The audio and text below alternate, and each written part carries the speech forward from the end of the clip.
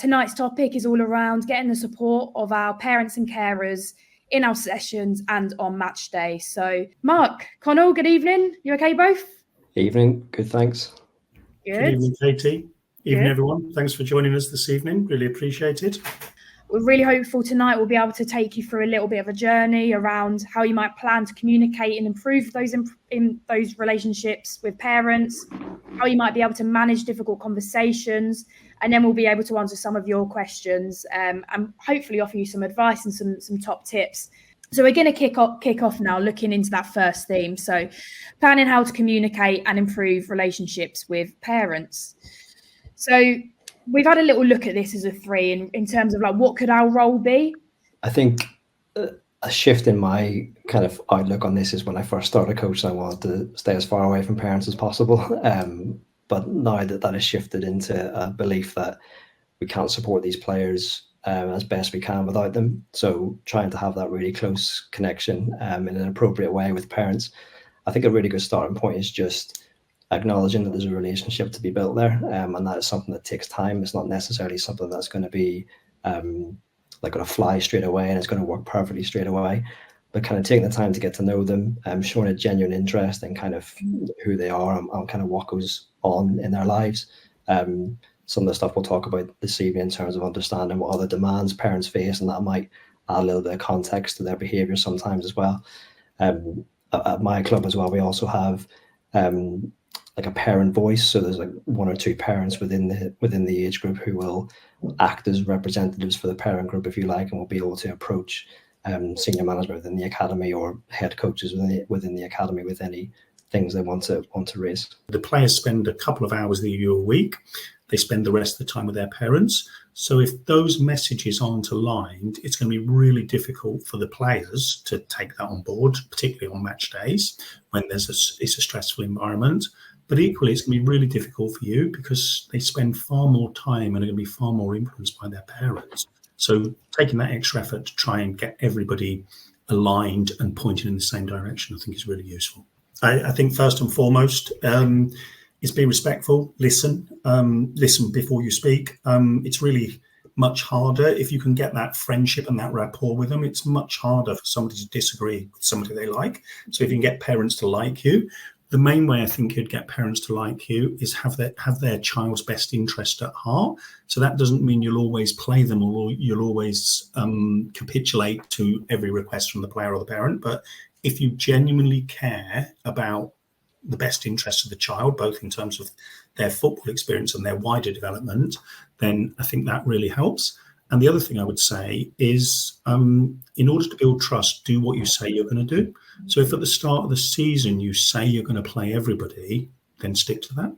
And sometimes that's hard.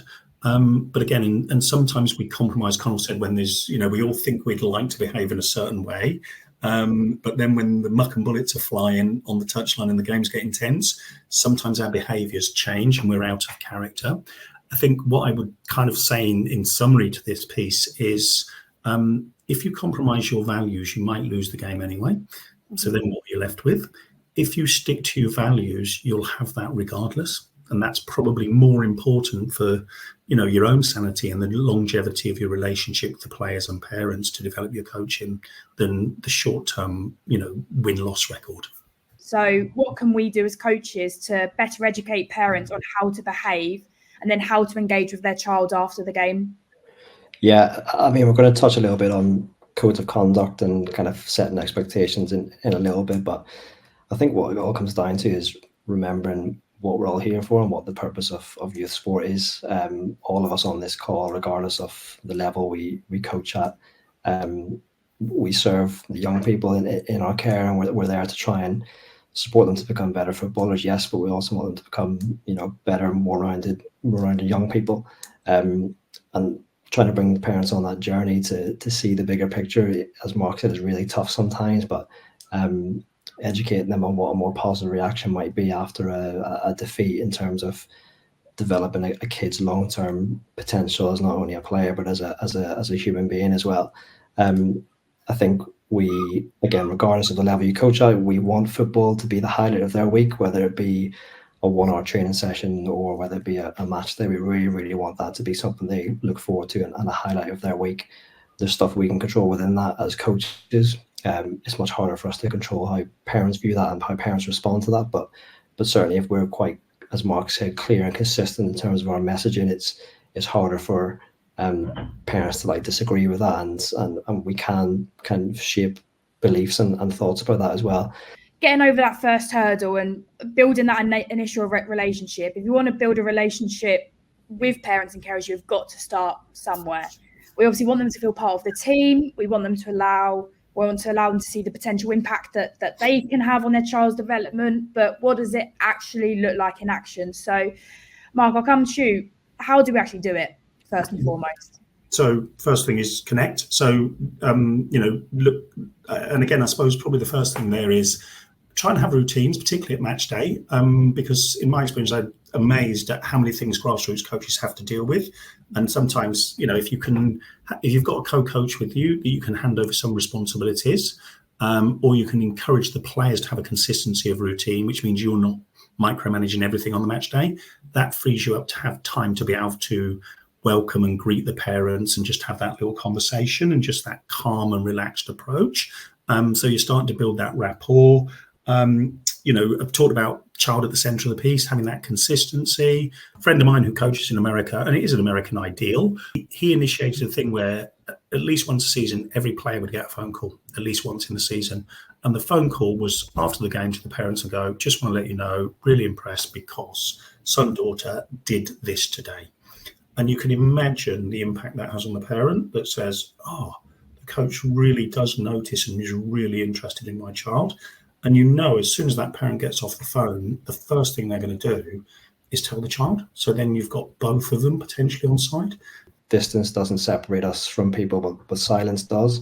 And if you allow that silence to build up over time, it can be really difficult to break that eventually. So just connecting and having those initial conversations, I think we get caught up in wanting to build a really strong relationship, but that takes a lot of time. So it's more breaking that down into manageable, smaller steps and really simple things like just having that connection and chat with them at training. Don't underestimate the power of just being willing to engage and opening up that space. I've worked with parents before who have fed back that they were a little bit nervous or unsure about making the first move in terms of approaching a coach to communicate an issue or to even just start building a relationship. So if you can offer that space and platform for them to engage and share what they might or might not want to share, that can be really powerful. Quite a lot of people are saying they share stuff like this at the start of the season. Do we just share at the start of the season, or what else could we do as well?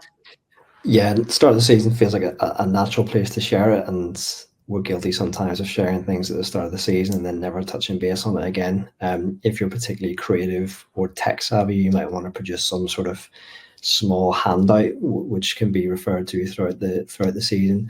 But I think one of the biggest things is just being consistent with the 4 things, and kind of if you're going to put it down and commit to it on paper or to a workshop at the start of the season and share it with parents, it's then really important that you live that throughout the season. And it's really difficult for parents to disagree or argue with someone who might who is consistent and kind of does what they said they were going to do.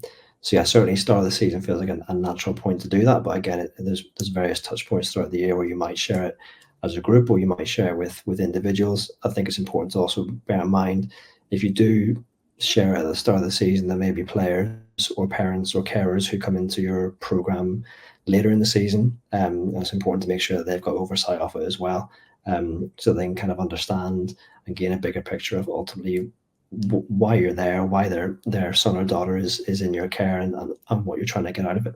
A code of conduct might be able to bring to life for you, for your players, for the parents and carers you work with, expectations before the match, during the match, and after the match. So I want you to start thinking what you might be able to implement within your own environments into this kind of code of conduct framework. So Mark, I'll come to you. Like, in your very, very vast role as a coach developer, have you seen some really good codes of conduct?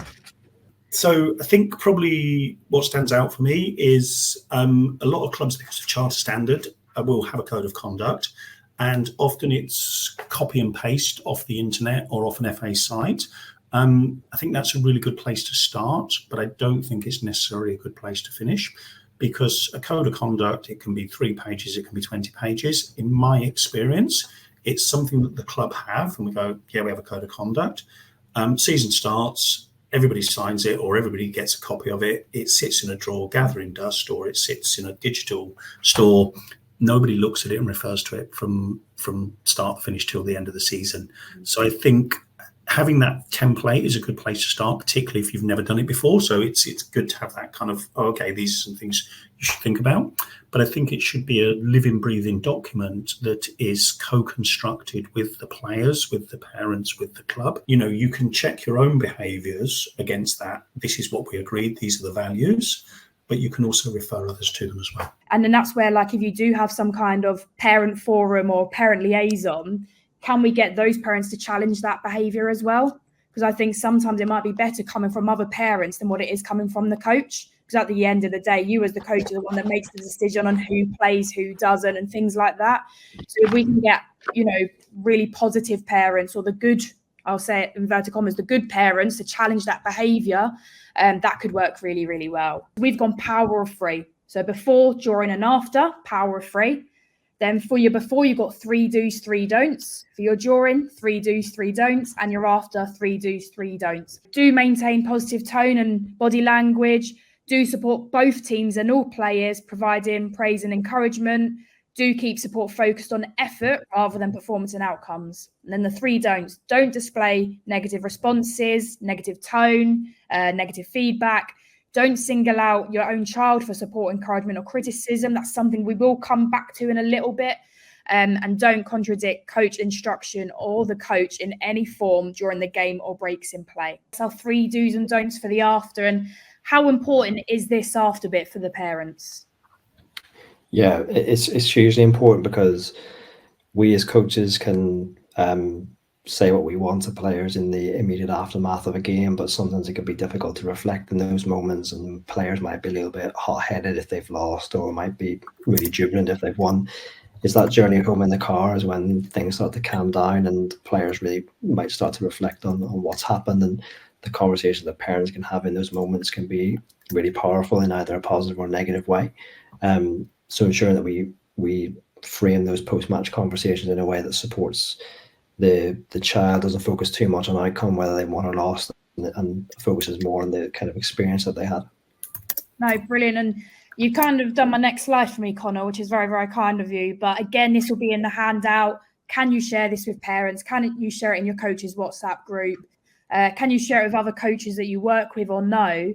And do you have something similar already in your environment? So this one's a little bit shorter. We're kind of going to dive in, Conal, Mark and I, into like a little case study each of a time where we have had to deal with challenging parental behaviour. And I'm assuming that probably quite a few of the things that we're going to talk about, you might be nodding your head, and it might be confirming some things that happened in your own environment. So Conal, I'm going to come straight into you to go through your case study around challenging poor sideline behaviour. I took over the group at the start of the season, and in that initial time I was looking to build relationships with not only the players but also the parents. First game of the season rolled around, and it became clear quite quickly that this was quite a passionate and vocal group of parents on the sideline, not necessarily in a negative way, but just quite emotional, got really into the games, and were really vocal and probably louder than any previous group of parents that I'd experienced. And then at the first break in the first game of the season, I made a sub and brought a player off the bench. And really quickly into that second period, it became clear that this player's father was really vocal, but in quite a different way to the rest of the parents. He was being quite direct with instructions, being quite specific in terms of where his son should go, what his son should do. And if he didn't do things well or made mistakes, he was responding in quite an overly negative way. To the point where I felt uncomfortable on the sideline. So I was thinking, oh, here we go. This is something I'm probably going to have to deal with.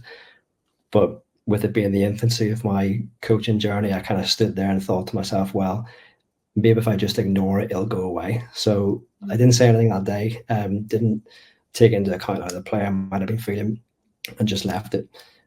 Next couple of games came around, and the same kind of pattern started to emerge. Instead of speaking to the parent, I got in the car and drove home from training. And I picked up the phone and called a friend of mine, really good friend of mine, who is a couple of years older than me, but been coaching youth football for a really long time. And I just sort of picked his brains on the situation, and he asked, well, have you done any work around what your expectations are of sideline behaviour? Have the parents signed the code of conduct? Do they actually know how they're supposed to be behaving? And my answer to all of that was no. So it kind of made me reflect and go, maybe this parent doesn't actually understand the impact of their behaviours, or actually understand how they should be behaving on a match day. So with that in mind, for the next week, organised like a whole parent workshop. So not just the one parent who was the particular issue, but a workshop for all the parents of the kids. And we had really, really good discussions around positive match day behaviours and like how they should best perform on a match day in terms of providing support to the players. After that, the issues got a lot better, which was fantastic. There was still instances where this particular dad would like relapse into his old behaviours, but because we'd had the workshop and kind of set expectations, I was able to have really quick conversations with him just to nip it in the bud and kind of refer back to this is what we actually spoke about and agreed on. And from that point on, it wasn't an issue. So generally speaking, if parents haven't been involved in the game, or even if they have sometimes, their experiences back in the day of coaching would be somebody pointing and shouting at them. So that's all they know in terms of coaching. That can be effective some of the time in the short term, but it's probably not the most effective.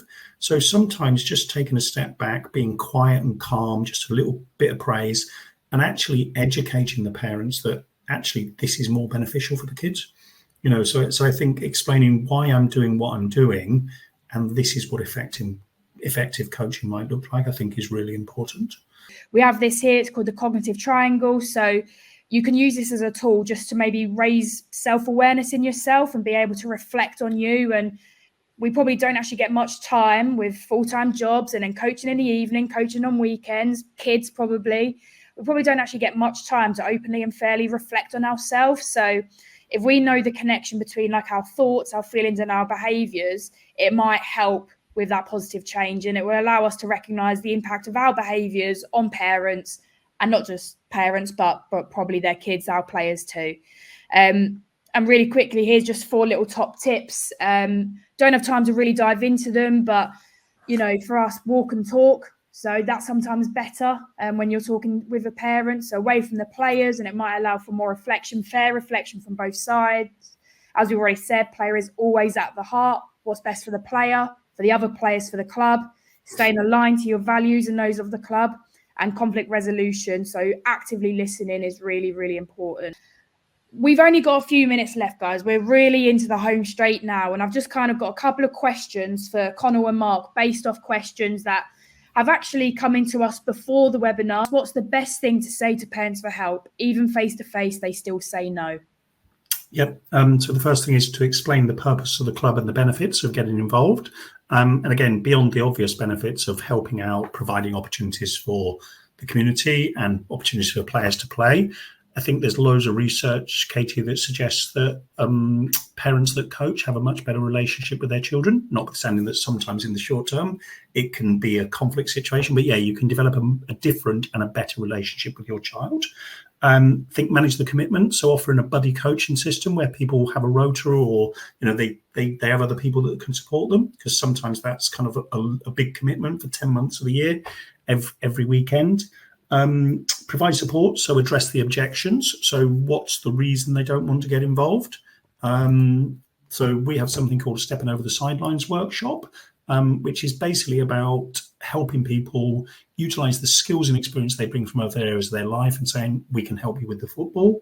And yeah, I think the other thing is match the task that you're asking them to do to their existing skill set, so they're not out of their comfort zone. Conal, this is actually one that we said, obviously, we probably don't have something to show, but we might be able to help shape with people on the call. So Edward asked a question around, do we have any examples of surveys used to engage parents and players? Yeah, certainly. So nothing to show as such, but just some ideas in terms of what questions you might ask in these surveys. My biggest bit of advice would be try and keep it as simple as possible, particularly for the players. But for players, you might ask things like, what do they enjoy most about football, whether it be training and games, like what do they enjoy most within those things? what do they enjoy least? Why do you play can be a good question in terms of understanding their motivations and where they want their journey to take them. And maybe ask them how they feel during training and games, and that might start to dig out some of the stuff that came out in my case study about how players respond to how their parents are acting on the sideline. And then in terms of questions for parents, in terms of what you might want to get feedback on, you might want to get their feedback on their child's overall experience. You might want to ask them for their thoughts on your communication as a coach, and also the club or organization's communication, their thoughts on kind of the safety of the environment that's been created, the organization and logistics, which communication kind of falls out of. And the big question that I would put in massive writing on a survey is, are you interested in getting involved, and what skills do you think you could add to our organization? Because it might not always be in coaching, but grassroots clubs can always benefit from support. And there's so many people out there who maybe don't see themselves as coaches or football people, but have got those transferable skills. We've obviously had this one. I think I've been trying to keep count. We've had this question probably at least 10 times come through the chat box. So it's great, this one that we've already flagged. So Mark, how do we deal with parents if I'm a novice coach, or I'm at the start of my journey, or I might be very, very knowledgeable, but the parents think they know more than me, or they do know more than me? What might I look at doing? Appreciate this can be really challenging. So again, apologies for sound, repeating ourselves, but refer back to the purpose of the club. The purpose of youth sport is more than football knowledge. So you think about those wider skills and what you can bring to that role that counteracts the football knowledge. Explain that to the parent.